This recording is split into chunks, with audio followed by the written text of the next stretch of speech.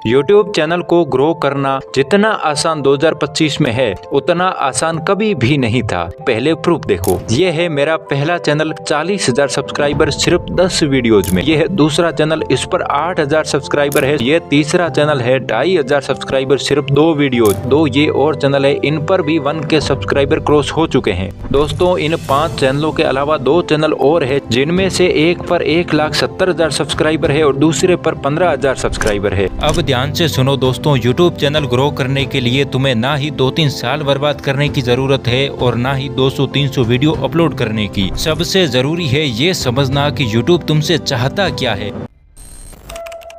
देखो, YouTube एक social media platform है जो एड्स पर पैसे कमाता है और हर प्लेटफॉर्म की तरह इसे भी चाहिए कि लोग ज्यादा से ज्यादा टाइम यहाँ बिताए। इसीलिए YouTube आपकी मदद चाहता है ऐसा कंटेंट बनाने में जिसे लोग पूरा देखें और प्लेटफॉर्म से एंगेज रहे। आपने नया YouTube चैनल शुरू किया और उस पर एक वीडियो डाली। वीडियो को डालते ही YouTube सबसे पहले स्कैन करेगा वीडियो का टाइटल, डिस्क्रिप्शन और कीवर्ड, और फिर उसके बेस पर वो आगे थोड़े बहुत लोगों तक सजेस्ट करेगा। जैसे ही उन कुछ लोगों के सामने आपकी वीडियो जाएगी तो वो उस पर क्लिक करेंगे या नहीं करेंगे। इससे YouTube ये पता लगाएगा कि आपकी वीडियो किस तरह के लोगों को पसंद है। अब उन कुछ लोगों की रिएक्शन को स्कैन करके YouTube आपकी वीडियो को थोड़े उससे ज्यादा सिमिलर इंटरेस्ट वाले लोगों तक आपकी वीडियो को भेजेगा और फिर से स्कैन करेगा कि वो लोग कैसे रिएक्ट कर रहे हैं। लेकिन YouTube ये किस बेस पर स्कैन करता है और फिर आगे वायरल करता है। तो YouTube बेसिकली आपकी वीडियो की सिर्फ 2 चीजें ट्रैक करता है, एक एंगेजमेंट और दूसरा वॉच टाइम। वॉच टाइम यानी जो थोड़े बहुत लोग आए हैं आपकी वीडियो पर वो कितनी देर तक आपकी वीडियो को देख रहे हैं। अगर ऑडियंस आपके चैनल पर 5-7 मिनट भी ज्यादा रुक रही है तो उस वीडियो को YouTube और भी ज्यादा लोगों तक सजेस्ट करेगा, क्योंकि उसकी वजह से लोग आपके चैनल पर 7 से 10 मिनट ज्यादा रुक रहे हैं, जिससे YouTube आपके चैनल से पैसा कमा रहा है। वैसे ही अगर आपकी वीडियो पर लोग ना रुके तो YouTube उसे सजेस्ट नहीं करेगा, क्योंकि खराब वीडियो देखने के बाद ऑडियंस अक्सर YouTube से क्विट कर देती है और किसी और प्लेटफॉर्म पर चली जाती है और YouTube अपनी ऑडियंस का मूड खराब करके उसे दूसरे सोशल मीडिया प्लेटफॉर्म पर नहीं भेजना चाहती। ठीक उसी तरह अगर आपकी ऑडियंस आपके वीडियो पर एंगेज कर रही है, यानी कि लोग उस पर कमेंट कर रहे हैं या फिर उसे शेयर कर रहे हैं, तो भी YouTube आपकी वीडियो को प्रमोट करेगा, क्योंकि अगर आपकी वीडियो शेयर की जा रही है तो लोग बाकी प्लेटफॉर्म को छोड़ के आपकी वीडियो देखने आ रहे हैं, जिससे अगेन YouTube का मेन मोटिव पूरा हो रहा है, लोगों को अपने प्लेटफॉर्म पर बनाए रखना या फिर लेकर आना। अब आधे से ज्यादा लोग इसी चीज को नहीं समझ पाते हैं और वो लगातार सिर्फ वीडियोस पर वीडियोस अपलोड करते जाते हैं, जिसकी वजह से वो कभी ग्रो नहीं करते।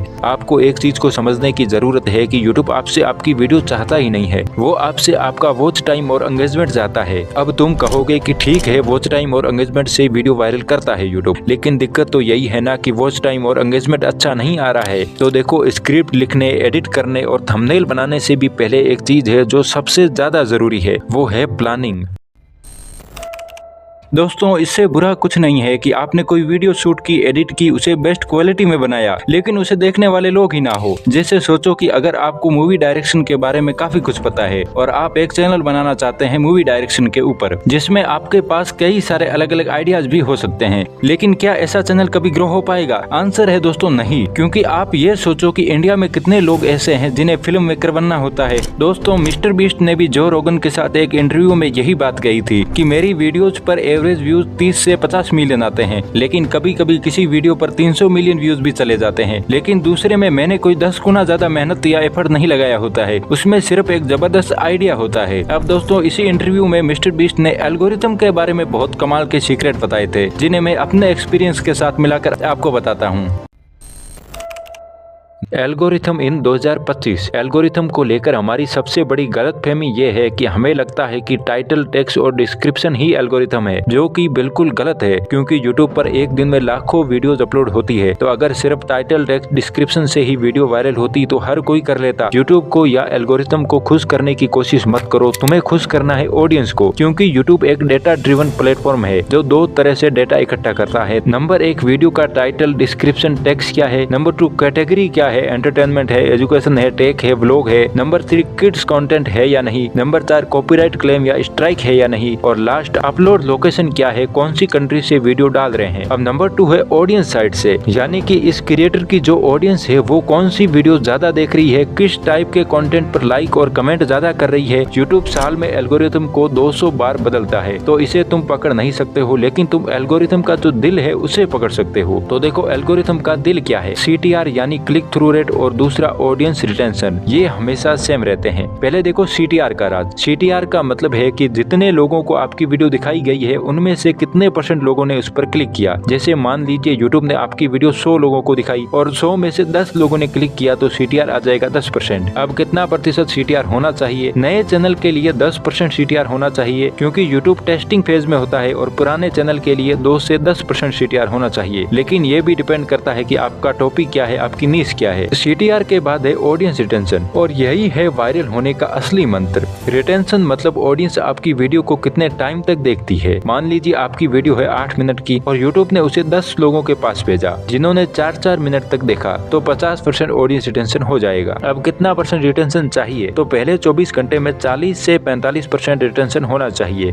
अब दोस्तों एल्गोरिथम ने मान लो आपकी वीडियो को लोगों के पास भेजना शुरू कर दिया, उसने सजेस्ट करनी शुरू कर दी, और आपने भी अपनी वीडियो को बहुत अच्छा बनाया है, एडिटिंग पर ध्यान दिया है, स्क्रिप्टिंग बेस्ट है, वॉइस ओवर भी परफेक्ट है। लेकिन ये सोचो कि वीडियो अंदर से कितनी अच्छी है, ये तो जब उस पर क्लिक करेंगे तब पता चलेगा। जो बाहर बैठा बैठा स्क्रॉल कर रहा है उसे क्या पता आपने कंटेंट कैसा बनाया है। इसके लिए तुम्हें सबसे पहले उसे क्लिक कराना होगा, और क्लिक कराने के लिए आपको टाइटल और थंबनेल दोनों को बहुत स्मार्टली यूज करना पड़ेगा। और दोस्तों इसका सबसे बेस्ट और स्मार्ट तरीका है टाइटल और थंबनेल को मिक्स करना। क्या तुमने भी कभी नोटिस किया है कि तुम एक अच्छी वीडियो बना लेते हो, थंबनेल भी अच्छा बना लेते हो, लेकिन जैसे ही वीडियो अपलोड करने की बारी आती है तो वहाँ पर तुम्हें दिखता है टाइटल, और वहाँ पर तुम कुछ भी लिख देते हो, तुम्हें कुछ समझ नहीं आता कि क्या लिखूं। आप एक वीडियो पर 2-2, 3-3 दिन मेहनत करने के बाद भी टाइटल लिखने टाइम 1 मिनट भी नहीं सोचते, क्योंकि आपको लगता है कि आपकी वीडियो बहुत अच्छी है तो लोग क्लिक करेंगे ही। लेकिन दिक्कत यही है कि बिना क्लिक किए पता कैसे चलेगा कि कंटेंट कैसा है। तो दोस्तों एक सक्सेसफुल यूट्यूबर ये जानता है कि टाइटल और थंबनेल अलग अलग नहीं होते हैं, बल्कि दोनों एक साथ मिलकर एक स्ट्रॉन्ग क्लिकेबल एलिमेंट बनाते हैं। इसीलिए वो थंबनेल के साथ साथ टाइटल पर भी बहुत ज्यादा ध्यान देते हैं। दोस्तों मैं अपने थंबनेल को बनाने के लिए पहले कॉपी में एक स्केच बना लेता हूँ, ताकि मुझे पहले ही पता हो कि मुझे क्या डिजाइन करना है। तो आप भी यह तरीका यूज कर सकते हैं।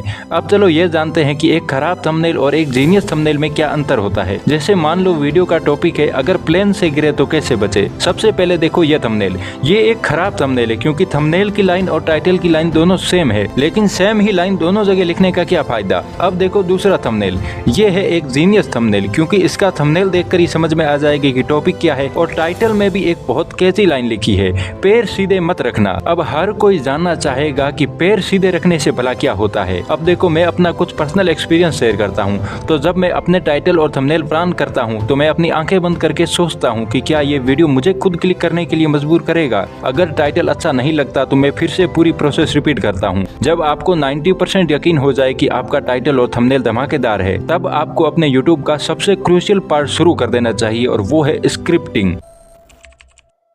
देखो अगर तुम्हारे साथ भी ऐसा होता है कि तुम स्क्रिप्ट लिखने के लिए बैठते हो तो तुम्हारे दिमाग में कुछ भी आना बंद हो जाता है, आपको समझ में ही नहीं आता है कि क्या लिखूं। इसकी सबसे पहली वजह यह है कि आपने बिना कुछ सोचे समझे सीधे स्क्रिप्ट लिखनी शुरू कर दी। जिस टॉपिक पर आप वीडियो बना रहे हैं उस पर आप पहले बहुत सारी वीडियोस देखो, फिर आपके दिमाग में काफी सारे आइडियाज आने लगेंगे। स्टार्टिंग में जब तुम कॉपी में लिखोगे ना तो तुम्हें काफी बेकार लगेगा, शब्द गड़बड़ होंगे, स्पेलिंग गलत होगी और कुछ भी अच्छा नहीं लगेगा। तुम सोचोगे कि शायद तुम ये कर ही नहीं सकते, शायद तुम्हारे अंदर टैलेंट ही नहीं है, लेकिन तुम फिर भी लिखते जाओगे बिना रुके। तो 2-3 पेज फाड़ने के बाद तुम ढंग से लिखना शुरू कर दोगे। फिर तुम पाओगे कि तुम्हारी राइटिंग में फ्लो आने लगा है, तुम्हें समझ में आने लगा है कि किस जगह पर क्या रखना है और क्या हटाना है। अब देखो सबसे इम्पोर्टेंट एक पार्ट बताता हूँ। तो देखो स्क्रिप्टिंग में 3 ऐसे सवाल होते हैं जो आपकी स्क्रिप्ट को अलग लेवल पर ले जाते हैं। तो सबसे पहला सवाल होगा, जो ऑडियंस मुझे देख रही है उन्हें चाहिए क्या। दूसरा, जो ऑडियंस चाहती है उसे मैं डिलीवर कैसे करूँ। और थर्ड, क्या इस वीडियो में कोई इमोशन या फीलिंग है। लेकिन दोस्तों दिक्कत यह है 90% ऑडियंस स्टार्टिंग के 8-10 सेकंड में ही आपकी वीडियो को छोड़ देती है। तो आप आगे की वीडियो कितनी भी अच्छी बना लो उसका क्या फायदा। इसके लिए सबसे जरूरी है हुक या फिर इंट्रो। बहुत से यूट्यूबर सोचते हैं कि इंट्रो का मतलब है वीडियो का सबसे इंटरेस्टिंग पार्ट। तो फिर जरा ये सोचो कि नेटफ्लिक्स में स्किप इंट्रो का ऑप्शन क्यों दिया होता है। अगर सबसे इंटरेस्टिंग पार्ट है किसी मूवी का इंट्रो, तो फिर स्किप इंट्रो का ऑप्शन क्यों दिया होता है। क्योंकि दोस्तों ज्यादातर लोग इंट्रो देखना पसंद नहीं करते हैं। अब क्या इसका मतलब यह है कि इंट्रो बनाना ही नहीं चाहिए। तो ऐसा बिल्कुल नहीं है, क्योंकि यूट्यूब की वीडियोस पर पहले कुछ सेकंड में आपको व्यूअर को ये दिखाना होता है कि आपका टाइटल और थंबनेल जो कह रहा है उसे आप डिलीवर करने वाले हैं। व्यूअर आपकी वीडियो पर इसीलिए क्लिक करता है क्योंकि उसे कुछ चाहिए। अगर आप पहले ही कुछ सेकंड में ही उसे बिलीव करा दे जिसकी उसे उम्मीद थी, तो वो पूरी वीडियो देखेगा। आपकी वीडियो के पहले 3 सेकंड में व्यूअर को ये महसूस होना चाहिए कि हाँ, यही मैं सोचकर वीडियो पर आया था। अब दोस्तों, स्क्रिप्ट के बाद में है एडिटिंग। मैंने 7-8 चैनल ग्रो करने के बाद यही सीखा है कि बहुत हाई लेवल की 3D एडिटिंग करने की जरूरत नहीं है। जरूरी यह है कि आपको एडिटिंग के कुछ सीक्रेट पता होने चाहिए जिसमें बहुत ज्यादा मेहनत भी ना लगे लेकिन वीडियो को प्रोफेशनल भी बना दे। तो देखो, सबसे पहला एडिटिंग का सीक्रेट है विजुअल प्लानिंग। स्क्रिप्ट लिखते टाइम आप स्क्रिप्ट की हर लाइन के लिए नोट्स बनाइए। मुझे इन लाइनों के लिए कौन से विजुअल चाहिए, क्योंकि जब हम एडिटिंग करने के लिए बैठते हैं तो हमारे दिमाग में सिर्फ टेक्निकल चीजें रहती है, लेकिन जो साइकोलॉजिकल ट्रिक्स होती है उन्हें हम एडिटिंग करते टाइम भूल जाते हैं। और एडिटिंग करते टाइम हम जल्दबाजी भी बहुत करते हैं, जिसकी वजह से हमारे दिमाग में कुछ भी आना बंद हो जाता है। तो इसके लिए आप पहले ही एक कॉपी में लिखना शुरू कर दीजिए कि कहाँ पर क्या रखना है। स्टार्टिंग में जब तुम कॉपी में लिखोगे तो काफी बेकार लगेगा, लेकिन 2-3 पेज फाड़ने के बाद तुम ढंग से लिखना शुरू कर दोगे। अब देखो, एडिटिंग का सेकंड सीक्रेट है डोंट टेल शो देम, यानी बताओ मत, उन्हें करके दिखाओ। हमेशा याद रखो, जहाँ तक पॉसिबल हो बताने की बजाय दिखाने की कोशिश करो। मान लीजिए कोई व्लॉग बना रहा है, गुड मॉर्निंग, मैं अभी नहाया, ब्रश किया, ब्रेकफास्ट बनाया। अब व्यूअर ये सोचेगा कि हाँ तो मैं क्या करूं, वो बोर हो जाएगा। लेकिन जो स्मार्ट क्रिएटर होते हैं वे बिना बोले विजुअल स्टोरी टेलिंग करते हैं कि वो क्या कर रहे हैं। अब देखो, एडिटिंग का थर्ड सीक्रेट है पेसिंग। एडिटिंग में पेसिंग सबसे इम्पोर्टेंट पार्ट में से एक है। अगर आप चाहते हैं कि आपका वीडियो वायरल हो तो पेसिंग को जरूर सही करो। पेसिंग यानी कि कौन सी क्लिप कहां पर लगानी है। अगर कोई क्लिप इंटरेस्टिंग लग रही है तो इसका मतलब यह नहीं है कि उसे कहीं पर भी लगा दो। आपको पता होना चाहिए कि कौन सी क्लिप कहां पर शूट कर रही है, क्योंकि व्यूअर आपकी वीडियो छोड़ता कब है, जब उसे बोरिंग लगने लगे। मूवी में लोग पैसा देकर टिकट खरीदते हैं तो थोड़ा बोरिंग लगने पर भी वो बैठे रहते हैं, लेकिन यूट्यूब पर अगर आपका वीडियो स्लो है या बोरिंग हो गया तो व्यूअर तुरंत बैक बटन दबा देगा। इसीलिए स्क्रिप्ट, वॉइस ओवर और एडिटिंग तीनों में ही एंगेजमेंट बनाए रखना बहुत जरूरी है। इसके लिए अपने वीडियो की एडिटिंग को बार बार रीवॉच करो, फिर से देखो और बार बार एनालाइज करो कि कहां पर तुम बोर हो रहे हो या फोकस खो रहे हो, और सोचो कौन से पार्ट है जिन्हें या तो तुम री एडिट कर सकते हो या फिर पूरी तरीके से कट कर सकते हो।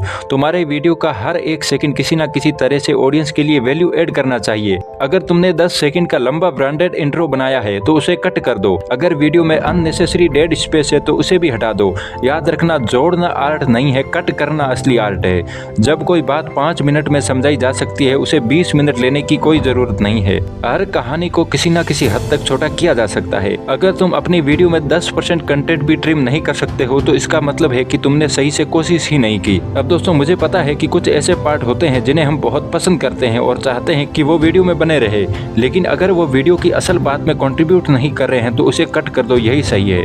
दोस्तों, आपने एक चीज नोटिस करी होगी कि कोरोना के बाद में जितने भी चैनल लगभग ग्रो हुए हैं उनकी पहली वीडियो ही वायरल है। तो ऐसा कैसे है? तो इसके लिए आप मेरी पिछली वीडियो देख लो, यह आपके सामने आ रही है, यहाँ पर क्लिक करके आप वो वीडियो जरूर देखो।